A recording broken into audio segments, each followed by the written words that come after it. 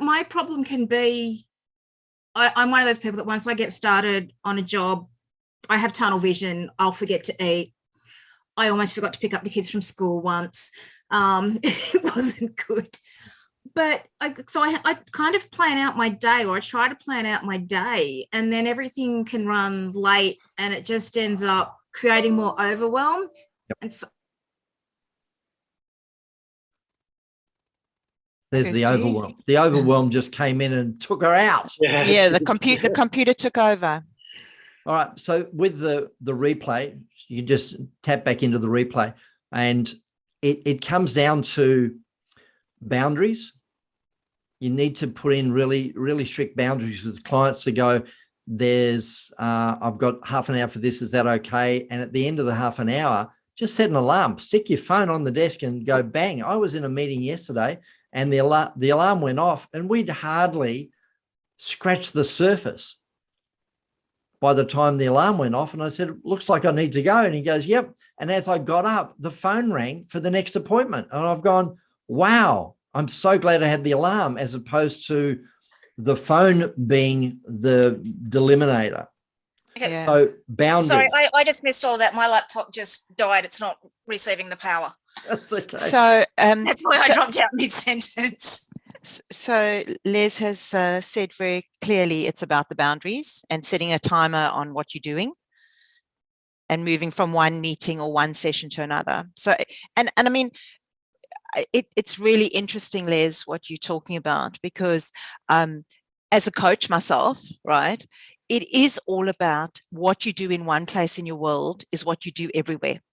So, you know, the perfectionism strategy or the procrastination strategy or whatever the strategies that you run, if you run them in some places, it's about actually recognizing, well, actually I do that here. How can I change that behavior? How do I shift the behavior? How do I move into a different place? And so, you know, the boundaries component of it is the not saying no, or the putting things in a box and saying, well, I'm actually going to work on this, or I'm not going to let, you know, when we opened this conversation, Kirsty, we spoke about people moving homes and all of that, you know, and it's an area that to focus on, because if you solve it in one area of your life, you'll solve it everywhere. And Kirsty, very, very similar to what was just said, set the boundaries by setting alarms. It's like, I've got 30 minutes for that. Is that okay? And they agree with that. So when the alarm goes off, they go, oh, it looks like my time is up. And that sounds really callous, but you've got freedom in the 30 because they go, we've got 5 minutes. I haven't even really, what I really want to say is, and they get to the point, as opposed to rabbit, rabbit, rabbit, rabbit, rabbit. It's not so much more that when I'm working on a job, like I've planned to do, I want to get that finished today and start that and plan, okay, so that should only take me 4 hours and then this I can start, because I don't want to be picking up and putting down and picking up and putting down. That's kind of where I said that's where I struggle with the overwhelm. Yeah, Does that make sense? And the answer to that is you need to set your own boundaries. Of 4 hours is 4 hours, and set an alarm called I'm doing it for 4 hours and walking away, because if I go down the rabbit warren, I'm not going to pick the kids up. So it's a boundary of that one's 2 hours, that one's an hour, that one's half, and you set alarms for them so that you have the freedom to do what you want to do in the time and then move on. Okay. Have a crack at it, see what happens. Yeah. Because you've implemented a lot of what I've said in a previous one. So you're on track with it. And again, it's the awareness. It's like, let's set something I've never heard before, then grab it, put it in, see if it works. Because if it works for you, great. If it doesn't work, let it go. Yeah. No, that's great. Barbara's going to go out and get a paper system. Why? Because she knows it's going to work for her. I've had a look at OneNote and that, but I just find, you know, when I'm sitting around, it's just easier to write something. Yeah, I'm with you, Barb. Where did you get your Filofax? Where did you buy it? That particular one was a gift from my daughter and quite a few years ago. And Officeworks have them, and you can get them online. Okay. All right, team. Key takeouts. What are you going to do differently, Danny?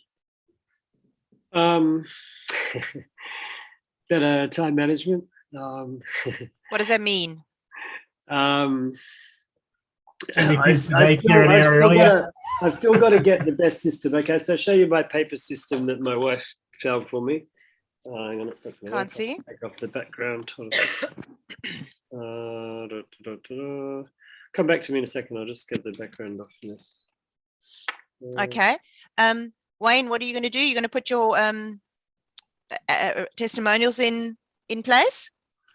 Yeah, I've got to have a look at that. I'm probably not so keen as on the email signature part of things. I don't feel a lot of people pay attention to the email signature anyway, mainly because, I've got a LinkedIn link there as well, and I haven't seen that expand from anyone clicking that part of it. But I do like the idea of the zero thing. I've consistently been sort of changing how I try and do things with regards to hours and allocation to clients and time and things like that. And the good thing is, or not so much, maybe not the good thing, but the interesting thing is because I haven't been allowed to drive since Christmas Day, it's changed my whole business perspective on things as well. I used to jump in the car and go and see somebody, or run out to here or run out to there. Now I'm able to say I'm not able to, I have to say to them, look, you have to come to me. And guess what? No one said no. Yep. Well, there you go. Wow, that's Very nice. amazing.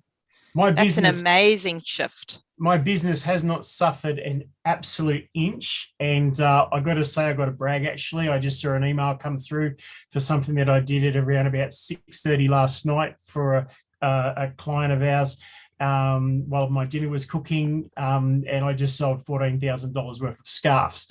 So, wow, that's amazing. But you know what? Notice that you actually respecting your, in a way, through requirements, you respecting your time more than you did before. Yeah, definitely. So that's the shift. Yeah, and that shift is paying off for you. So there's a great way of evidence of boundaries coming into play. And the other thing I found too is, I actually take time out during the middle of the day to actually sit down and have lunch, walk away from the desk, nice, go in front of a TV, and I watch a TV show for an hour, and then I come back to the desk. World domination, watching TV. Yeah. So and it just sort of like refreshes me again. Turns the computer off. I don't want to think about that. I just want to, and then an hour later, and you're back into it, and it works. Well done, Wayne. Yeah. Okay, back to you, Danny. Oh yeah. So I basically, it's like this, right? So it's and then. But obviously you can see there's nothing filled in for today. But one of the biggest troubles, it's sort of quite good with goals and priorities and to do and then the day schedule. But one of the biggest problems I find is that then, say, if I fill it in for today and then what do I do sort of then tomorrow? Like, I've got all the notes on one page for yesterday. So like, you missed, Danny, you missed what Les said right at the beginning, which was go and put it all, have one big list. Yeah. And then prioritize from that list what you're going to do today. And I think that not having 400 things to do, and then you're not moving from one list to the next list to the next list, Yeah. I think that's really important to set the list. I mean, I've probably got 400 items on the list.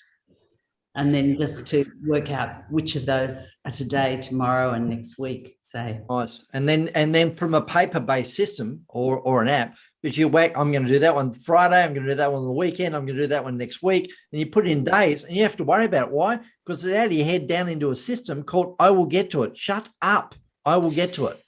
Yeah. Can I ask a question about that, Les? In terms of your bigger list, right? Yes. Because people, I think that overwhelm does come from that bigger list for most people. How do you work through, and obviously it's possibly a bigger question, but what are the strategies that you use to make sure that your A's and your B's stay, like, take an example, I might have 10 things I need to get done. They need to all be done by the end of the week, for example, and I literally do not have enough time to do everything, right? And the lists from a checklist of items to do, each one has got its priority because it sits in a different category. How do you manage the category allocations and things like that? I'd love to hear from you, your thoughts on that. It's get it out of your head, down onto paper. I look at my data dump, what I call my brain sweep every day. Is there anything that I need to do from the data dump that I bring into today? Or if I've done it from the data dump and I put it out a day, a week, a couple of days, so I'm actually starting to action it. And then from there, I look at the day before and I say, which of these ones that I'm doing are an A priority or a B priority? So I actually go, those two are A's, I'm going to focus on those, and those two are B's. So if I get to the B's, great. If I don't, then that's okay. I may take them off and put them back on my data dump list, or I may transfer them to the next day based on them being time sensitive. So it's a matter of, based on what's on your agenda, make sure that you're doing your A and B priorities and get your A's done. That's the most important thing. Love it. Love it. And you tend to, can I just make a comment? On your data dump and your list, when you see 20 things, you think, oh, that's easy. I'll get that done. You know what I mean? And then you ignore, I mean, I think it's human nature. And then you ignore the A's and the B's and you think, so I think I think you have to train yourself to get to do the A's, to put it in. Do you always put things into A, B, C, whatever? No, just A's and B's, and it doesn't matter what order they go in, as long as you've allocated an A and a B beside them, or just do A's and the rest are B's. So I'm going to hit those A's, and do your A's early, because you're going to have to pay the bill, so get it out of the road. You have to issue the ticket, so get it out of the road. If they're already there, issue them and get them. It's like tick, done, next, move on. All right, everybody. I would love to close us there. I would love to. Kirsty's got one more. Okay, but okay, go for it. It is very quick. How often do you do your brain dump? It's been said to do it weekly. Other people do it monthly. Do it when you feel like your brain's just overwhelmed. Okay, thank It's you. every day. All right.